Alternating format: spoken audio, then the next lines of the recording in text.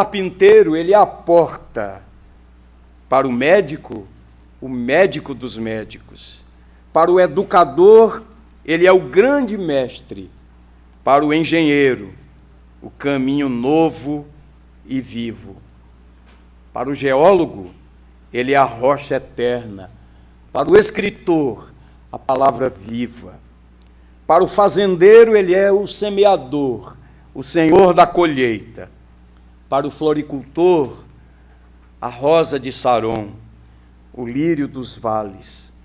Para o paisagista, ele é a videira verdadeira.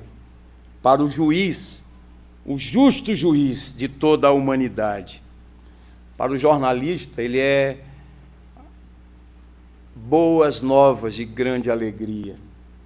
Para o filósofo, a sabedoria divina. Para o pregador, ele é a palavra de Deus. Para o estadista, o desejado de todas as nações. Para o trabalhador, ele é o provedor do descanso. Para o pecador, é o Cordeiro de Deus que tira o pecado do mundo. Para o cristão, ele é o Filho de Deus, o Salvador, o Redentor e Senhor.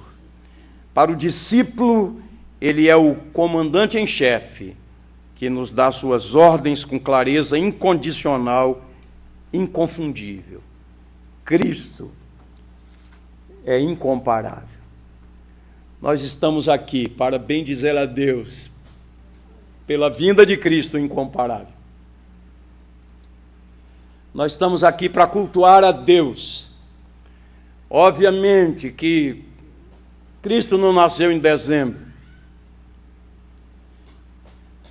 Vários fatos colocaram essa data na história da cristandade. Mas para nós, pouco importa se nasceu em dezembro, se nasceu em março. Para nós, o que importa é que na plenitude do tempo, Deus mandou o seu Filho, nascido de mulher, nascido sob a lei, para resgatar os que estavam debaixo da lei. E nesse dia, quando no Ocidente, especialmente, as pessoas param um pouco para pensar e falam no nome de Jesus, falam no Natal, eu creio que essa é uma oportunidade muito especial para a igreja, para ratificar toda a sua convicção na verdade do Evangelho, para dizer quem é Jesus, para mostrar biblicamente que ele é o incomparável. A honra e a glória sejam para o nosso Deus. Queridos, aqui temos um testemunho de João, o evangelista, e de João, o Batista. Vários testemunhos de João Batista temos aqui, mas João, o evangelista, escreve pelo Espírito de Deus. Vocês têm aprendido na igreja que cada evangelista deu uma ênfase à pessoa de Jesus. João enfatiza Jesus como sendo o Filho de Deus e o Salvador.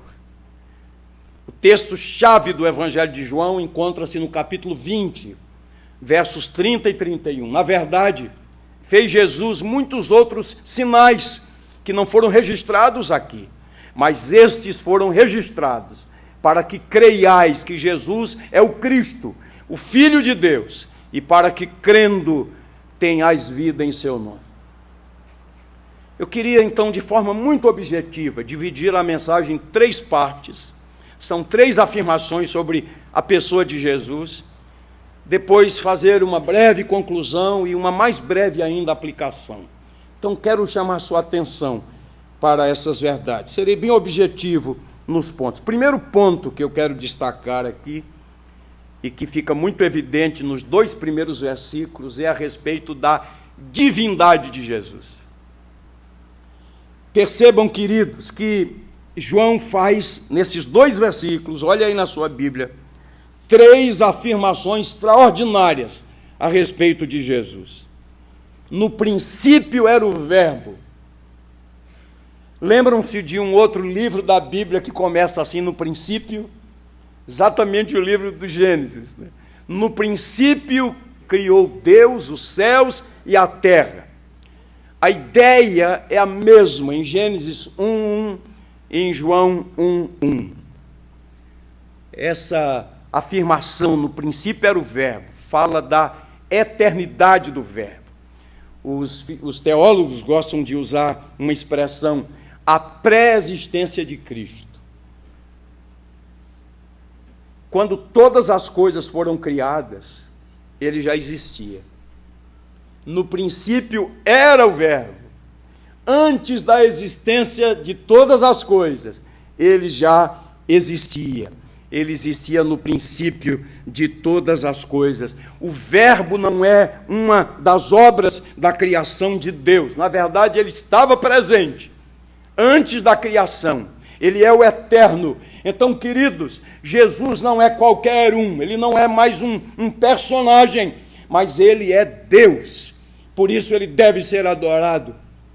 Enquanto que Herodes estava assombrado, enquanto os estudiosos da lei estavam perdidos, ainda que soubessem o local do nascimento do Messias, estavam tão alheios, tão alienados àquela verdade. As pessoas em Israel estavam fazendo qualquer outra coisa que não a adoração. E é o que tem acontecido no mundo ocidental. Não é verdade, queridos? Compras e compras, menos compras agora, porque a nossa economia está bastante comprometida. No entanto, mesmo assim, compras de coisas mais simples. No entanto, compras. Qual foi a grande preocupação dessa semana? Adoração ou a ceia do Natal? A ceia não pode faltar, não é verdade? Quanto tempo investido na ceia? E quanto tempo de adoração, queridos?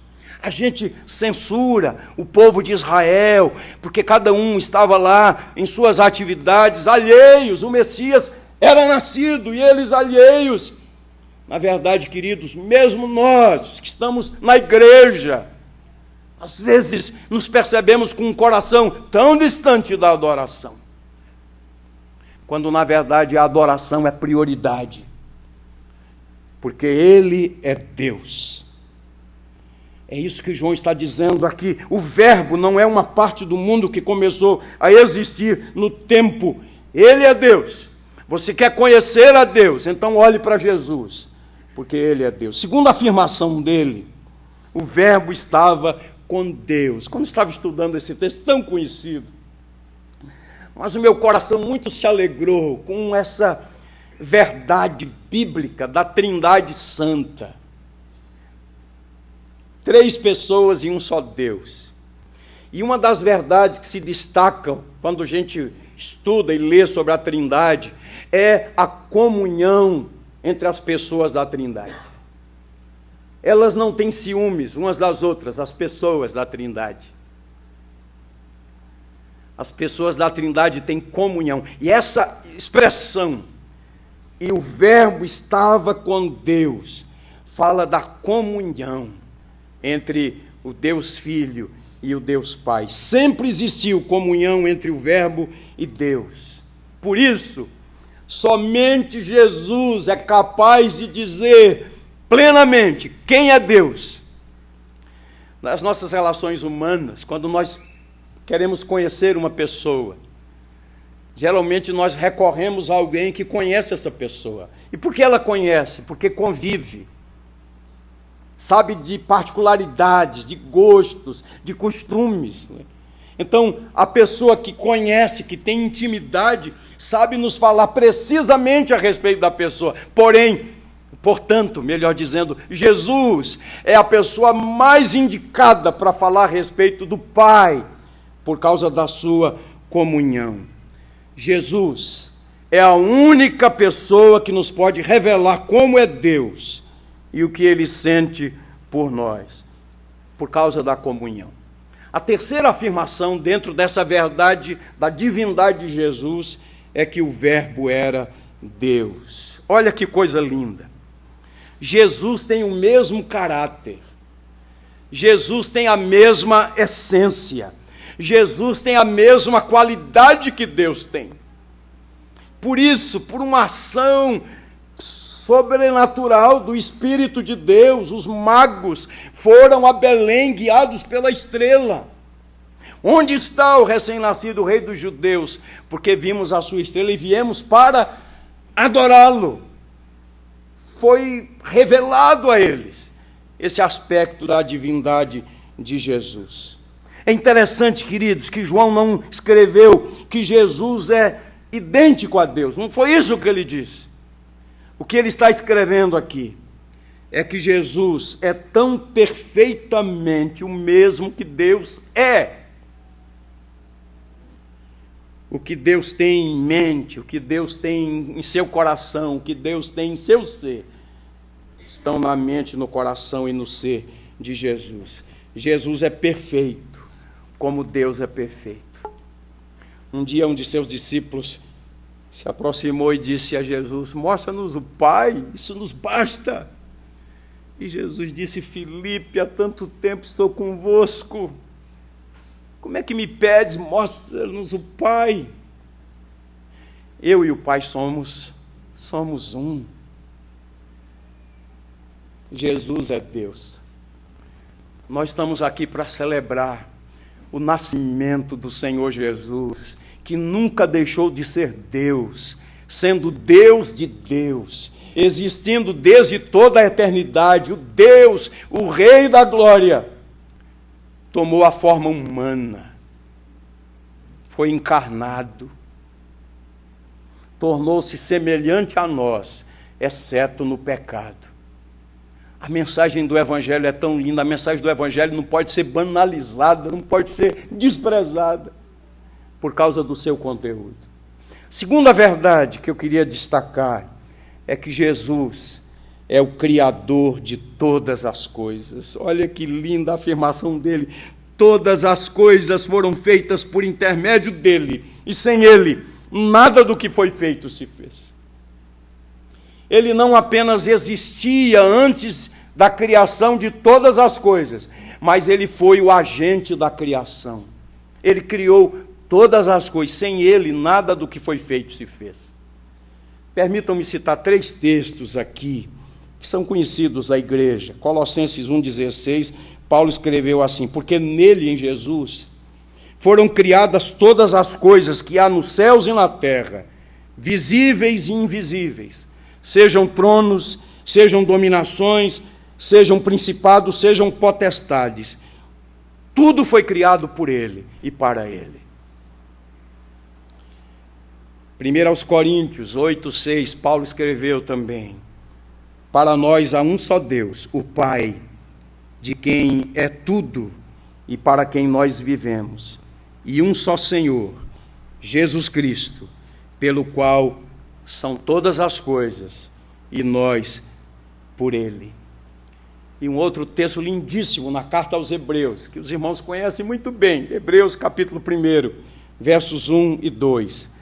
Havendo Deus antigamente falado muitas vezes, de muitas maneiras, aos pais pelos profetas, nos últimos dias nos falou através do Filho, a quem constituiu herdeiro de todas as coisas, por quem também fez o mundo.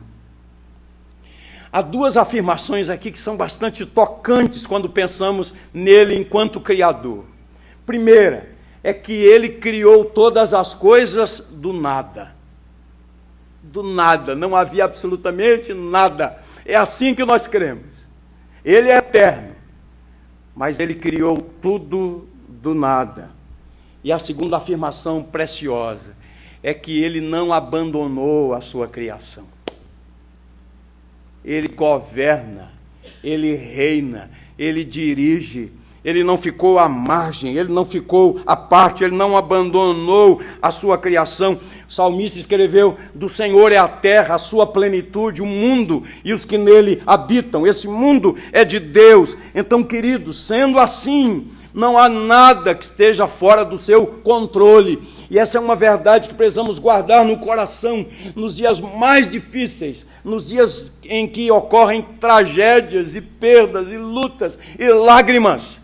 Que isso traga refrigério ao nosso coração. Ele é o Criador e ele é aquele que conduz a história, que tem todas as coisas debaixo do controle, queridos. Por isso o salmista escreveu: eleva os meus olhos para os montes, de onde me virá o socorro? O meu socorro vem do Senhor que criou os céus e a terra. Por isso Deus usou o profeta Isaías para escrever ao povo de Israel, falar ao povo de Israel, porque dizes, ó Jacó, e falas, ó Israel, o meu direito passa despercebido ao meu Deus. Não sabes, não ouvistes que o Senhor, o Criador dos fins da terra, nem se cansa, nem se fatiga? Faz forte ao cansado e multiplica as forças ao que não tem nenhum de vigor. Os moços e exaustos caem, mas os que esperam no Senhor renovam as suas forças. Queridos, esse é o nosso Deus.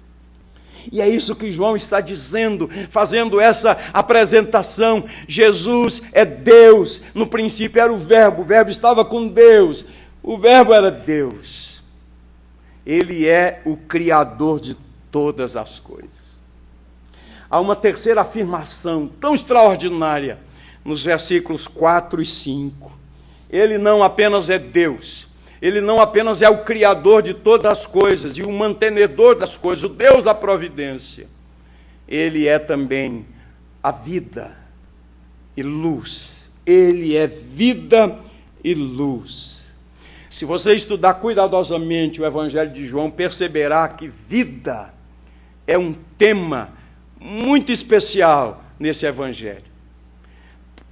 Eu estou com o esboço aqui, eu posso recorrer às informações melhor do que você nessa hora. Por exemplo, o verso 4 diz: a vida estava nele e a vida era a luz dos homens. O texto está dizendo exatamente isso.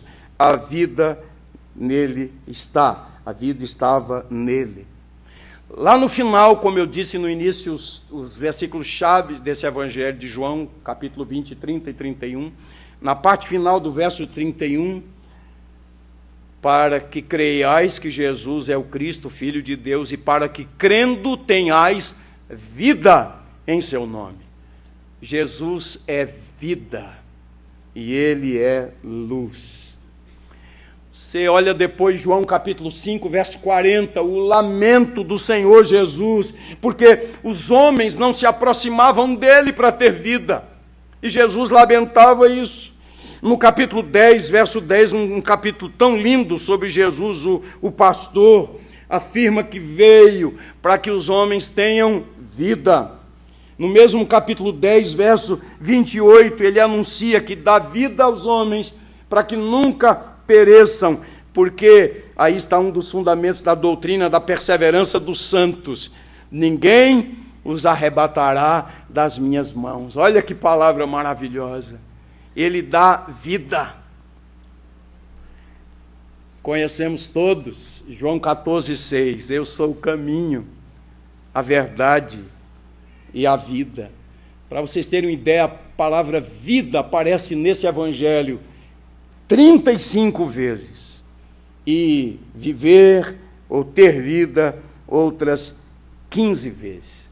O que a gente pode pensar aqui sobre vida no Evangelho? Ele está fazendo uma apresentação de Jesus, está dizendo que nós devemos adorá-lo. Essa é a essência da mensagem, não só no dia 24 de dezembro, 25 de dezembro, mas em todos os dias do ano, e durante toda a nossa vida. Porque ele é Deus, porque ele é o Criador de todas as coisas, porque ele é vida e ele é luz. No Evangelho de João, queridos, vida é o contrário de destruição, de condenação à morte. Eu creio que está na nossa mente aí muito, muito vívida a imagem daquela tragédia lá em Minas Gerais, Mariana, arruinou vidas, famílias, meio ambiente, quanta destruição. A gente ouviu muito falar sobre o Rio Doce, um importante rio naquela região, e as informações, o rio morreu. Você pode imaginar isso, o rio morreu. Queridos, esta é a ideia mesmo de uma vida sem Cristo, está morta. É uma tragédia mesmo, uma vida sem Cristo. não estou falando de religiosidade, não estou falando simplesmente de ser participante de uma igreja, não estou falando de ser cristão nominal, mas de ter Cristo, que é a vida, porque o contrário da vida é destruição, condenação e morte. Como lemos aqui no momento litúrgico, Deus enviou o seu Filho para que todo aquele que nele crê não pereça, mas tenha a vida eterna. João 5,24, em verdade, verdade vos digo, quem ouve a minha palavra e crê naquele que me enviou, tem a vida eterna. A vida está no Filho de Deus. Aqueles a quem Jesus dá vida, como diz João 10,28, não perecerão jamais. Em Jesus existe algo que dá segurança nesta vida e na vida eterna, na outra vida. Eu vim para que tenham vida, e vida em abundância. Não apenas duração de tempo, espaço de tempo, mas vida com qualidade, vida que é verdadeiramente vida. E eu creio que é muito genuíno dizer o que vou dizer agora à luz do Evangelho. Aquele que vive uma vida sem Cristo, na verdade, do ponto de vista de Deus, não vive, apenas existe. Pode ser inteligente, pode produzir, pode construir, pode constituir família, pode fazer grandes coisas, grandes projetos. Mas aquele que não tem Jesus na vida, não tem vida no sentido evangélico, bíblico da palavra vida. Apenas existe.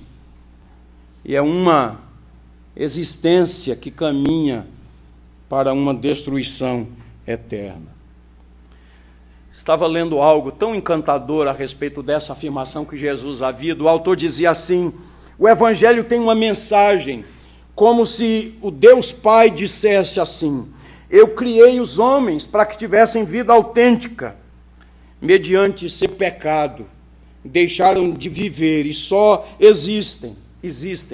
Enviei meu Filho para que saibam o que é vida verdadeira e para que nele tenham vida. E João nos ensina aqui nesse Evangelho como podemos ter vida crendo nele.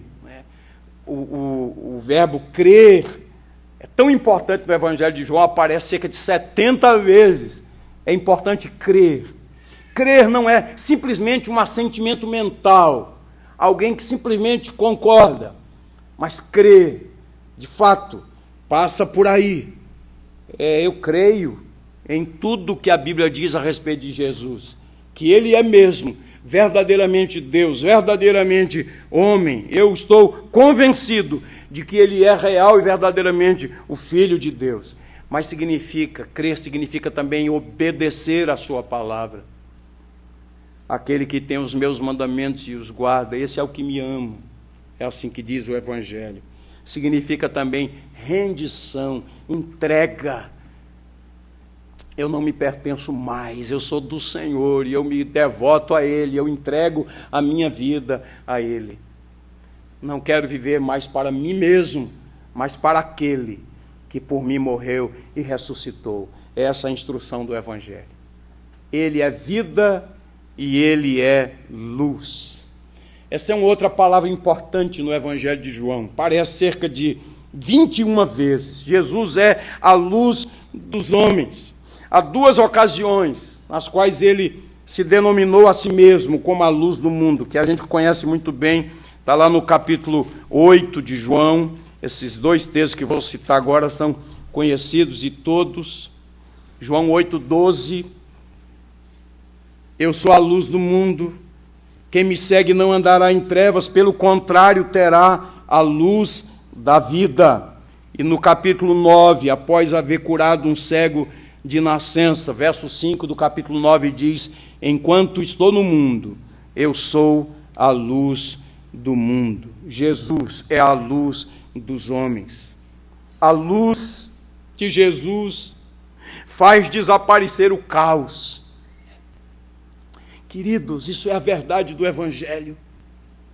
Uma vida, às vezes, destroçada, arruinada, um caos.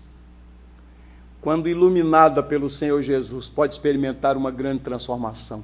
Uma família arruinada, acabada, pode experimentar uma grande transformação, com a entrada da luz, com a chegada da luz. Recorrendo a Gênesis, quando Moisés escreveu pelo Espírito de Deus, havia trevas sobre a face do abismo. O Espírito de Deus pairava sobre as águas. Então disse Deus: haja luz, e houve luz. A luz que Jesus traz faz desaparecer o caos. Ele é a única pessoa que tem o poder de pegar uma vida arruinada, caótica, e promover uma transformação profunda. A luz que Jesus traz também é reveladora, queridos. Quando nós olhamos aqui para esse evangelho, a Bíblia diz aqui, capítulo 3, versos 19 e 20, vejam, a condenação dos homens consiste em que amaram mais as trevas do que a luz. Olha como está claro aqui, João 3, 19 e 20. O julgamento é este, que a luz veio ao mundo e os homens amaram mais as trevas do que a luz. Por quê? Porque as suas obras eram más e a luz é reveladora. Pois todo aquele que pratica o mal aborrece a luz e não se chega para a luz, a fim de não serem arguidas as suas obras. A luz revela quem nós somos. A luz revela a nossa rebelião, revela a nossa podridão, o nosso egoísmo, a nossa vaidade, a nossa maldade. A luz revela quem somos, mas a luz também nos aponta o caminho da graça, queridos. Que quando uma pessoa se percebe a si mesma pecadora, miserável, a ponto de perguntar: que farei agora? Como quando ouviram o sermão de Pedro no dia de Pentecostes, Pedro e os outros apóstolos, e eles perguntaram assustados, compungidos: que faremos, irmãos? E a palavra foi: arrependei-vos e crede no Evangelho. Queridos, a religião, o máximo que ela consegue é fazer uma caiação, um faz de conta. Um evangelho que não é bíblico, apenas ilude, diz às pessoas o que elas gostam de ouvir. Um evangelho diluído, um evangelho adulterado. O máximo que consegue é massagear o ego das pessoas, para que elas se sintam bem. O evangelho faz com que nos sintamos mal quando nós percebemos: ele foi à cruz por minha causa, foram os meus pecados. Mas o evangelho traz um bálsamo enorme para aquele que, quebrantado, diz: eu sou um miserável pecador. Porque ele nunca falha como Salvador para aquele que se reconhece como pecador diante do Santo. Jesus é a luz. Ele é também a luz que dirige. Tem um texto contundente aqui no Evangelho de João: Jesus é a luz que dirige. Quem não possui essa luz anda nas trevas. E diz lá João 12, 25, e não sabe para onde vai.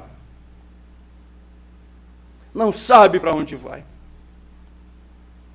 Por isso que algumas pessoas, com medo da eternidade, pensam: bom, se eu colocar uma vela aqui na mão do meu querido morto, essa vela vai iluminar o seu caminho. Não!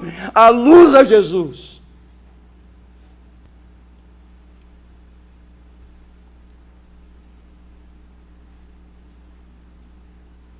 Quando alguém é tocado pelo Espírito de Deus, recebe essa luz e anda na luz, já não anda mais nas trevas. Mateus capítulo 4, verso 16, faz uma citação de Isaías capítulo 9, versículo 2. O povo que jazia em trevas viu grande luz. Olha que palavra. O povo que jazia em trevas viu grande luz, e aos que viviam na região da sombra da morte resplandeceu-lhes a luz. Isso é o Evangelho do Senhor Jesus. Quem sabe hoje você que está aqui, convidado, membro de uma família da fé, que crê no Senhor Jesus, está nas trevas ainda, nem sabe para onde vai.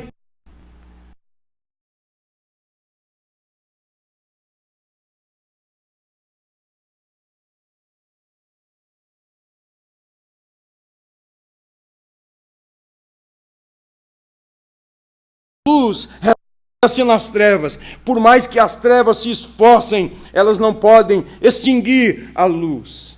É certo que, como foi dito aqui no momento de confissão, também o homem em pecado, ele ama as trevas, ele odeia a luz. Aquele que tem algo a esconder, odeia a luz, odeia ser confrontado. Mas é impossível esconder algo de Deus, que é a luz. O Deus que sonda os corações e mentes, que conhece toda a vida. Jesus é a luz.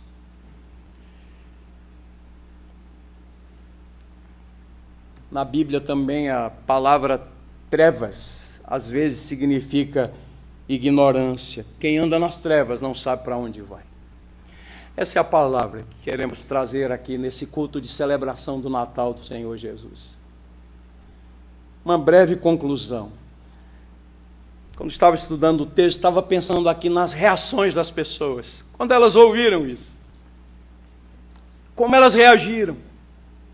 Como é que você vai reagir? Primeiro, vamos começar por João Batista. É muito interessante, queridos, que João Batista foi a voz profética depois de cerca de 400 anos de silêncio da voz profética. E João Batista foi a voz profética. Olha que palavra preciosa. É registrada aqui do testemunho de João. Houve um homem enviado por Deus, cujo nome era João. Este veio como testemunha para que testificasse a respeito da luz, a fim de todos virem a crer por intermédio dele. Ele não era a luz, mas veio para que testificasse da luz. Ele não era a luz, mas veio para testemunhar da luz. Nos dias de João Batista, houve quem quisesse colocá-lo numa posição que não era a dele. Houve quem quisesse colocar João Batista num lugar mais elevado. Ele foi confundido com o Messias. Mas ele fez questão de desfazer aquele equívoco. Eu sequer sou digno de desatar as sandálias do Messias. É maravilhoso como João Batista não incentivou essa coisa. Ele não disse ali pecaminosamente, vaidosamente, deixe que pensem que eu sou o Messias. Não, ele disse, eu não sou o Messias. Eu vim para falar a respeito da luz. João Batista foi o precursor, a voz que clama no deserto. Não incentivou essa atitude, né? E fez o possível para evitá-la. O tempo não permite, mas lendo lá no capítulo 3, a partir do verso 25 até o verso 30, ele mostra claramente isso. Vós sois testemunhas de que vos disse, eu não sou o Cristo, mas fui enviado como seu precursor. E aqui, nos versículos de 15 a 18, ele volta a falar a respeito do Senhor Jesus. Este é o de quem eu disse, o que vem depois de mim tem, contudo, a primazia, porquanto já existia antes de mim. Olha aí a pré-existência de Jesus, testemunhada por João, agora o Batista.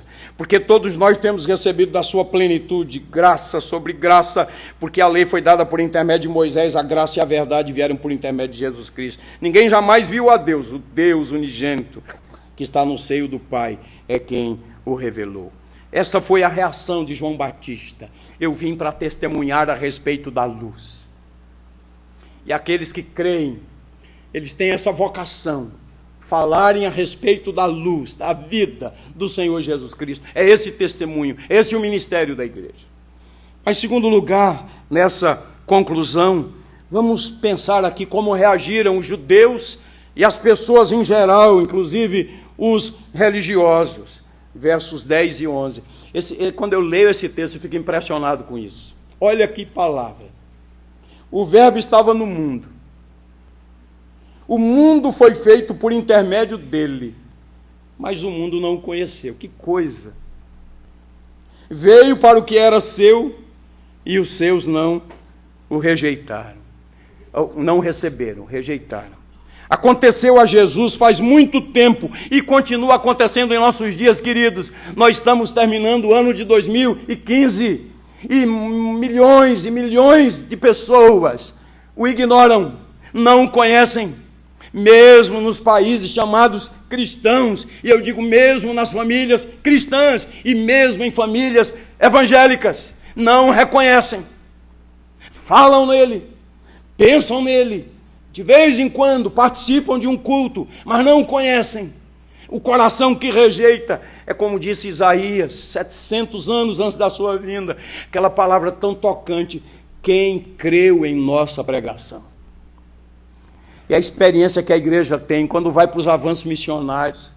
Você visita tantas casas, bate a porta, chama as pessoas, algumas são gentis, outras são hostis, mas há uma palavra, às vezes uma oração, um versículo, um texto. É impressionante num país como o nosso, religioso, mas as pessoas não conhecem Jesus. Um dia desses, uma jovem estava sendo examinada no conselho para professar a fé, receber o batismo. Ela estava dizendo exatamente isso antes de Jesus ter aberto os seus olhos, antes do encontro com Jesus. Ela não conhecia, embora de uma família religiosa, não conhecia a Bíblia, não conhecia o Evangelho, não conhecia as coisas.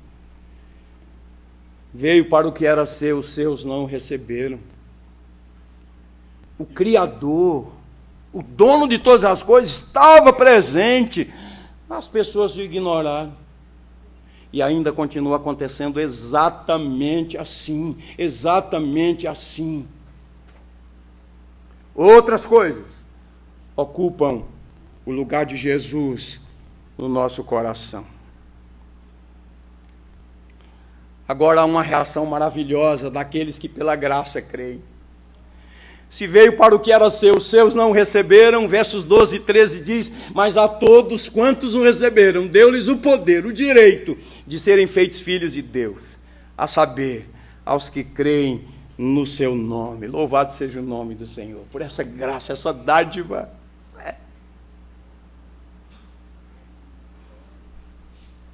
Conhecer o Senhor Jesus, que privilégio. Adorá-lo, servi-lo, viver para o louvor da sua glória. Uma breve aplicação.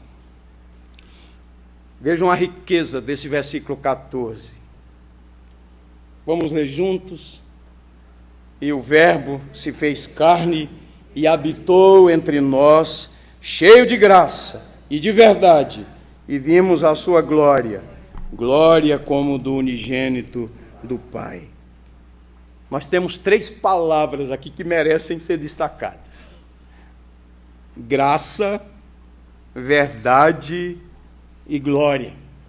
Nós temos aprendido sempre na igreja o significado de graça: favor não merecido, amor imerecido. Mas há um outro sentido também muito especial da palavra graça, quer dizer beleza. É essa a ideia. Graça é um favor não merecido, mas também beleza. O que significa favor não merecido? É que nunca poderíamos ter conseguido por nosso próprio esforço. Isso é graça. Eu não mereço, eu nem teria procurado, mas é graça. Ele me procurou, ele me chamou, ele se auto-revelou, ele me amou primeiro. Isso é graça, sem que eu merecesse. Mas a outra ideia de beleza, olha que coisa linda. Em Jesus, nós vemos a beleza de Deus. Olhe para Jesus e veja a beleza de Deus. Isso é graça. Segunda palavra, verdade. Jesus é a verdade. O Espírito de Deus é o Espírito da verdade. Deus é verdadeiro. Seja Deus verdadeiro e mentiroso todo homem. A palavra de Deus é a verdade. O Evangelho é o Evangelho da verdade. O Espírito Santo nos guia para toda a verdade. E a terceira palavra é glória. Falei aqui recentemente numa pregação sobre a Shekinah, muito conhecida da parte dos judeus. Shekinah significa literalmente aquele que habita. Aquele que habita. E essa é a palavra que se emprega para designar a presença visível de Deus entre os homens. Jesus é o Emanuel, é o Deus conosco. Olha que palavra linda, né? Às vezes, no nosso desespero, na nossa luta, na nossa tragédia, na nossa dor, quando o nosso coração está frio, quando nossa alma está árida, Deus parece distante. Onde está Deus que não está vendo? Onde está Deus que não está ouvindo? Às vezes nosso coração diz como o salmista: caducaram suas promessas, será? Na sua ira esqueceu a misericórdia. Até que o salmista diz: isso é a minha aflição, isso é a minha aflição. Mas a verdade do Evangelho diz que Jesus é o Emanuel, é Deus conosco.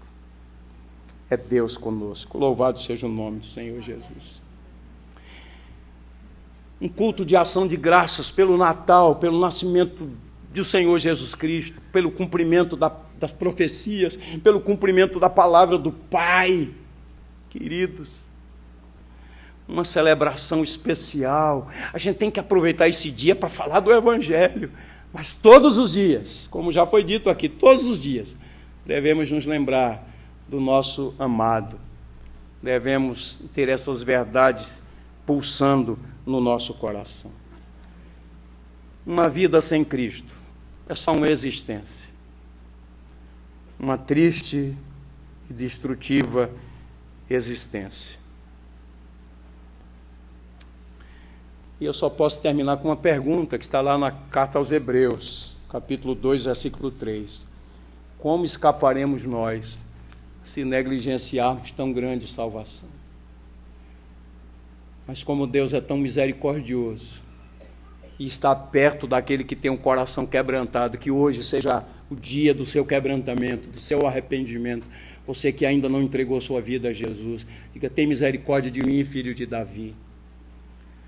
Que seja o dia da sua volta à casa do Pai, em arrependimento. E que seja o dia da renovação de nossa consagração a Ele. Porque pela graça nós temos a beleza do Evangelho. Ao Senhor a honra e a glória. Amém. Amém.